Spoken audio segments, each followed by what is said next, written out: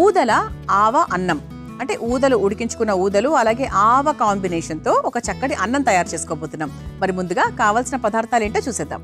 ఊదల ఆవ అన్నం తయారు చేసుకోవడానికి కావాల్సిన పదార్థాలు: ఆవపిండి 1/2 స్పూన్, ఉడికించిన ఊదల అన్నం 1 కప్పు, జీలకర్ర 1 టేబుల్ స్పూన్, ధనియాల పొడి 1 టేబుల్ స్పూన్, మిరియాల పొడి 1/2 టేబుల్ స్పూన్, ఇంగువ చిటికెడు, నువ్వులు 1 టేబుల్ స్పూన్, ఆవ నూనె 3 టేబుల్ స్పూన్లు, క్యాబేజ్ తురుము 1 కప్పు, ఉప్పు తగినంత, ఉల్లికాడలు 1 కప్పు, అల్లం ముక్కలు 1 టేబుల్ స్పూన్, అల్లం పచ్చిమిర్చి పేస్ట్ 2 టేబుల్ స్పూన్లు, శనగపప్పు 1 టేబుల్ స్పూన్, కరివేపాకు కొద్దిగా, కొత్తిమీర కొద్దిగా. ఊదల ఆవ అన్నం తయారు చేసుకోవడానికి కావాల్సిన పదార్థాలన్నీ కూడా రెడీగా ఉన్నాయి. అయితే మనకు ఊదలు ఆరోగ్యానికి చాలా మంచిది. అంటే మలబద్ధకాన్ని తగ్గిస్తుంది, మధుమేహాన్ని తగ్గిస్తుంది. ముఖ్యంగా చిన్న పేగులో కొంతమందికి పుండ్లు ఏర్పడుతూ ఉంటాయి. సో అవి తగ్గించే విషయంలో కూడా ఊదలు చాలా బాగా సహాయపడతాయి. అంతేకాకుండా పిత్తాశయంలో రాళ్ళు ఉన్నా కూడా వాటిని కూడా కరిగిస్తుంది. అలాగే ఓవరాల్గా అంటే గుండె ఆరోగ్యానికి మంచిది, తర్వాత డైజెషన్కి చాలా చాలా మంచిది, ప్రెగ్నెంట్ విమెన్కి మంచిది, బాలింతలకు మంచిది. ఇలా అందరూ కూడా ఊదల్ని చాలా ఈజీగా తినచ్చు, ఎందుకంటే డైజెషన్ చాలా ఈజీగా అవుతుంది కాబట్టి. మరి అటువంటి ఊదలతో మనం ఈరోజు చక్కగా ఆవపిండి కాంబినేషన్తో ఒక చక్కటి అన్నం తయారు చేసుకోబోతున్నాం. సాధారణంగా పులిహోరల్లో మనం ఆవపిండి వాడుతూ ఉంటాం కదా, సో అలా కాకుండా దీంట్లో కూడా అంటే స్పెషల్ రైస్ ఐటమ్స్లో కూడా వాడుకోవచ్చు అనమాట. ఈరోజు తెలుసుకుందాం. సో ముందుగా స్టవ్ వెలిగించేసుకుందాం. ఓకే, సో ఆవపిండి మనం ముందుగానే రెడీ చేసుకొని పెట్టుకున్నాం. ఓకేనా. సో మామూలుగా ఏంటి అంటే మనము చింతపండు పులిహోర సాధారణంగా చేసుకున్నప్పుడు ఆవపిండి వేస్తూ ఉంటాము. చక్కగా మనకు టెంపుల్ టేస్ట్లో వస్తుంది. అండ్ టెంపుల్లో చేసే ప్రతి పులిహోరలో కూడా మనకు ఆవపిండి వేస్తూ ఉంటారు. అంటే ఆవపిండి అంటే సాధారణంగా మనము రైస్ ఐటమ్స్లో చూసుకుంటే మనం ఎక్కువగా పులిహోరలోనే చూస్తూ ఉంటాం. లేదు అంటే కొన్ని కర్రీస్లో మనకు ఆవ పెట్టి అని చేస్తూ ఉంటారు, అది కూరలు అనుకోండి. సో రైస్ ఐటమ్స్ గురించి నేను మాట్లాడుతున్నాను. కానీ ఇలా మనకు ఊదలతో కూడా చాలా స్పెషల్గా రైస్ ఐటమ్ ఆవపిండి టేస్ట్తో చేసుకోవచ్చు అని మరి నేను కూడా తెలుసుకున్నాను. అలాగే మీరు కూడా నేర్చేసుకోండి. సో ఫస్ట్ కాస్త నూనె వేసేసుకుందాం. నేను వేసేది కూడా ఆవ నూనె వేస్తున్నానండి. ఒక 3 స్పూన్స్ ఆవ నూనె. నాకు ఆవ నూనె టేస్ట్, ఆవ నూనె, ఆవపిండి రుచి చాలా చాలా ఇష్టం తెలుసా. చాలా ఎంజాయ్ చేస్తాను నేను యాక్చువల్లీ. కొంతమందికి చాలా ఎక్కువ ఇష్టం ఉంటుంది. ఓకే, సో ముందుగా నేను కాస్త జీలకర్ర వేసేస్తున్నాను.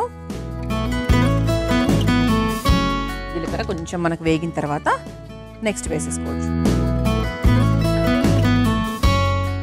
ఓకే,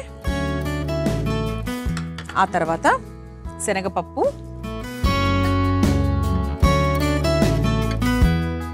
ఆ తర్వాత ఘాటుకు తగ్గట్టుగా అల్లం ముక్కలు వేసుకొని ఒక్కసారి వేయించేసుకుందాం. చాలా సింపుల్ అండి. కాకపోతే మనకు ఈ కాంబినేషన్స్ చేయొచ్చు అని తెలియదు, అంతే, అంతకన్నా ఏం లేదు. సో మామూలుగా అన్నం ప్రాసెస్లో ఏమేమి వేస్తారో ఏంటో కూడా మీ అందరికీ క్లారిటీ ఉంటుంది. సో అల్లం ముక్కలు కూడా లైట్గా వేగిన తర్వాత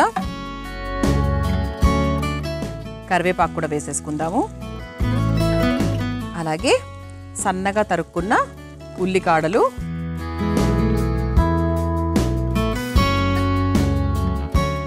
ఉల్లికాడలు లైట్గా వేగిన తర్వాత మనం కాస్త ఇంగువ కూడా వేసుకుందాం. ఎందుకంటే ఆవపిండి అంటే ఇంగువ కాంబినేషన్తో ఇంకా చాలా టేస్టీగా ఉంటుంది. సో ఇంగువ, ఆ తర్వాత ఇందులో అల్లం పచ్చిమిర్చి పేస్ట్ కూడా వేసుకుందాం. సో కొంచెం స్పైసీగా కావాలంటే 2 స్పూన్స్ దాకా వేసేసుకోవచ్చు. సో ఒక్కసారి ఇది కూడా ఇలా లైట్గా వేయించేసుకోవాలి. ఓకే, ఆ తర్వాత సన్నగా తరుక్కున్న క్యాబేజ్, అంటే కొంచెం మనకు కరకరలాడుతూ రైస్ ఐటమ్ కదా, ఉల్లిపాయ ముక్కలు వేసుకోవట్లేదు కాబట్టి కొంచెం మనకు అలా కరకరలాడుతూ మధ్యలో పంటికి తగులుతూ వస్తుంది. ఇలా క్యాబేజ్ని కూడా లైట్గా మనం వేయించేసుకున్నాం. ఇప్పుడు ఇందులో కాస్త ధనియాల పొడి కూడా వేసుకుందాం. మనం వేసే పొళ్ళు ఎక్స్ట్రా ఏం లేదండి. సో జస్ట్ మనం ధనియాల పొడి మాత్రమే వేసుకుంటున్నాం. ఆ తర్వాత కాస్త మిరియాల పొడి, అంతే.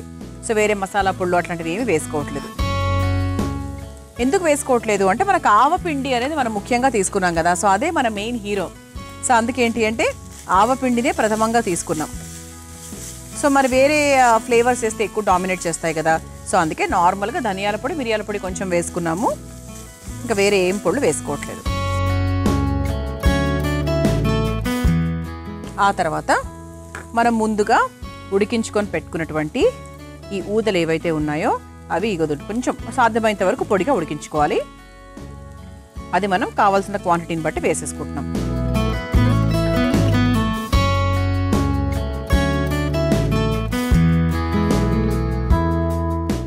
ఓకే, ఒక్కసారి కలిపేసుకుందాం.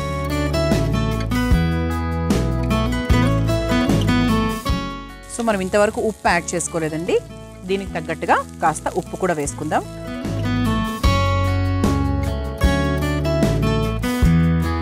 ఇప్పుడు ఏం చేయాలంటే చివరిగా మన మెయిన్ ఇంగ్రీడియంట్ ఏంటి? ఆవపిండి. సో ఆ ఫ్లేవర్నే మనం తీసుకున్నాం కాబట్టి చాలా కొంచెం అండి, ఇంతే. అసలు ఇది కూడా చూసుకొని వేసుకోవాలి. అంతే, చాలా తక్కువ ఆవపిండి వేసుకోవాలి, లేకపోతే చేదు వచ్చేస్తుంది, బాగోదు. అందుకే చివరిలో వేస్తున్నాం, ముందే వేసేసుకోకూడదు, లాస్ట్లో వేసుకోవాలన్నమాట.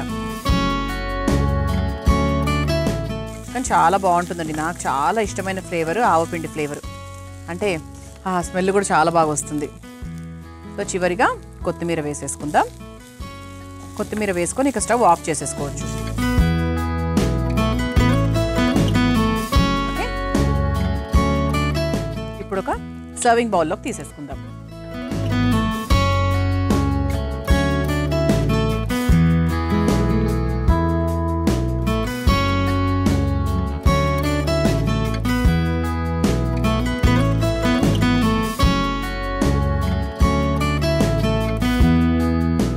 సో పైన నుంచి చివరిగా లైట్గా ఇలా నువ్వులతో గార్నిష్ చేసుకోవచ్చు, బాగుంటుంది.